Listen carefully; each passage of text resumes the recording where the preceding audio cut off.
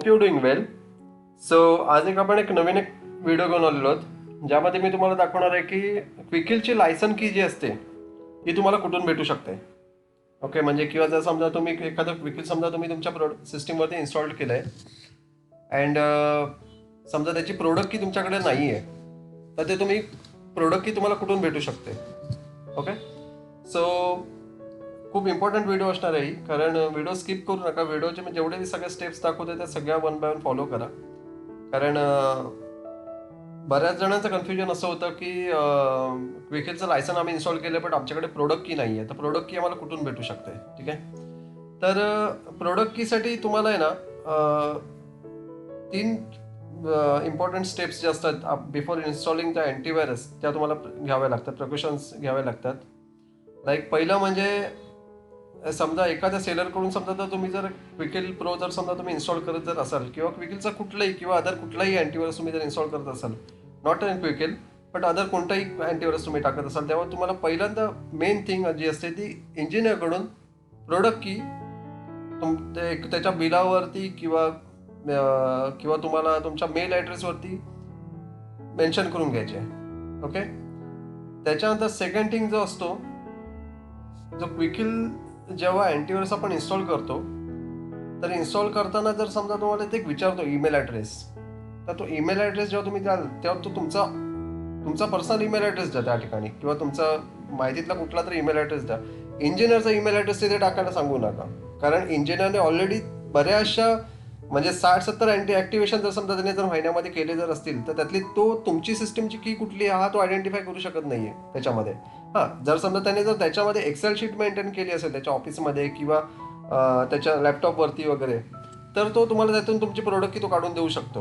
Okay, but मी जे शक्यतो prefer करेन की तुम्ही जेव्हा तो अँटीव्हायरस कुठला इन्स्टॉल करता तेव्हा तुमचा ईमेल ॲड्रेस द्या, म्हणजे ऑफिशियली ती की तुमच्या ईमेल ॲड्रेसवरती रजिस्टर्ड असेल.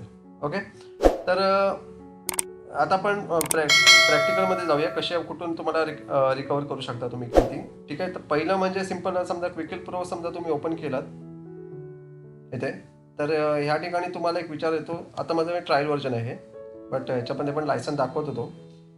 तर इथे सिम्पल क्लिक केल्यानंतर इथे तुम्हाला विचारतो, इथे प्रोडक्ट डिटेल्स सगळे येतात लिहून या ठिकाणी. ओके, अँड लायसन डिटेल्स वगैरे सगळं याच्यामध्ये तुम्हाला मेन्शन करून येतं इथे. आता ह्याच्यामध्ये प्रोडक्ट डिटेल्स म्हणजे काय, माझं काय हे नाही आहे, म्हणजे लाईक मी सिम्पल ट्रायल व्हर्जन वापरतो, त्याच्यामुळे तो प्रोडक्ट की मला दाखवत नाही या ठिकाणी. ओके, पण इथे तुम्हाला प्रोडक्ट की तुमची डिटेल्स येऊन जाते. ठीक आहे, आता तुमचा लॅपटॉपच चालू होत नाही, लॅपटॉपचं विंडोजच क्रॅश जर झालेलं जर असेल, तर तुम्ही रिकवर कुठून करू शकता. तर सिम्पल तुम्हाला काय करायचं आहे, google.com वरती यायचं आहे.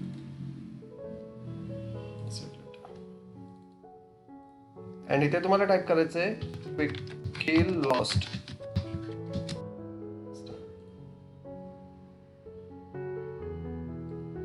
इथे आल्यानंतर आहे ना, ते तुम्हाला रजिस्टर्ड ईमेल ॲड्रेस विचारतो.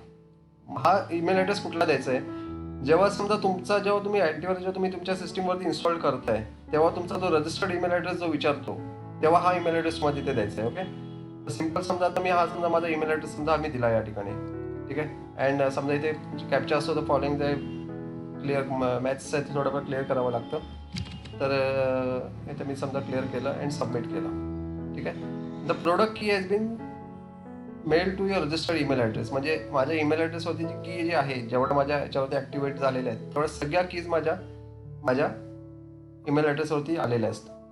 तर तिथून आपण वन बाय वन चेक करू शकतो की समजा पर्टिक्युलर समजा सिंगल की जर असेल तर तुम्ही ती सिंगल की तुम्ही तिथून सिम्पल कॉपी पेस्ट करू शकता ॲक्टिवेशन करताना.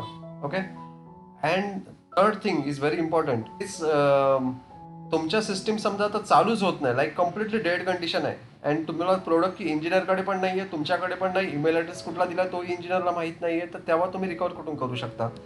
तर सिम्पल काय करायचं आहे, इंजिनियरकडून हिरेनबूटने सिस्टीम लॉग इन करायचं आहे. ठीक आहे, आता हिरेनबूट सीडी कुठली असते, Hiren's Boot like is a live OS, म्हणजे तिचं असं काय आहे, म्हणजे त्याला काही सिस्टीम इन्स्टॉल किंवा फॉर्मॅट वगैरे काही होत नाही त्याच्यामध्ये. ती simple as a live OS असते. एक पेनड्राईव्ह कनेक्ट करून तुम्ही सिम्पल त्याच्यातून तुमचं जे विंडोज जे डेटा बॅकअप वगैरे असतो तो तुम्ही घेऊ शकता.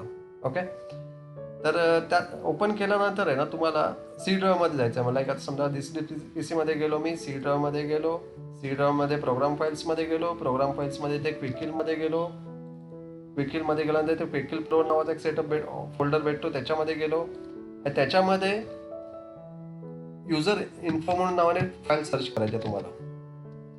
ही जशी फाईल आहे, ठीक आहे, ही कॉन्फिगरेशन सेटिंग फाईल आहे ॲक्च्युली. ओके, तिला सिम्पल तुमच्या ह्याच्यात ओपन होते, आपली नोटपॅडमध्ये ओपन होते. समजा नोटपॅडमध्ये जर ओपन नाही झाली तर नोटपॅडमध्ये सिम्पल तुम्ही क्लिक करून ओपन करू शकता.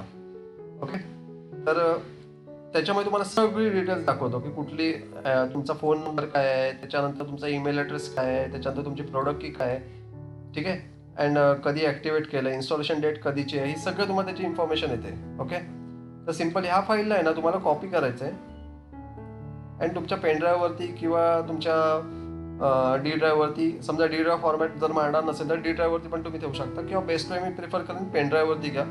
पेनड्राईव्हवरती काय तुमचं फॉर्मॅट तर काय होत नाही, समजा शक्यतो सी किंवा डी फॉर्मॅट होणार तुमचा. तर कंप्लीट सिस्टीम जरी फॉर्मॅट जरी झाली तरी पण तुमचा डेटा जो आहे तो तुमच्या पेनड्राईव्हवरती सेफ राहील. ओके, सो ही सिम्पल तुम्हाला पेनड्राईव्हवरती पेस्ट करून ठेवायचे आणि त्याच्यातून सिम्पल तुमची आफ्टर फॉर्मॅट झाल्यानंतर तुम्ही डायरेक्टली या फाईलमध्ये जी की जी आहे ती सिम्पल कॉपी पेस्ट करून तुमचं लायसन आहे ते रिॲक्टिवेट करू शकता. ठीक आहे, तर ह्या व्हिडिओमध्ये एवढंच होतं. जर व्हिडिओ जर आवडली जर असेल तर लाईक, शेअर अँड सबस्क्राईब करायला विसरू नका. व्हिडिओ पूर्ण बघितल्याबद्दल धन्यवाद.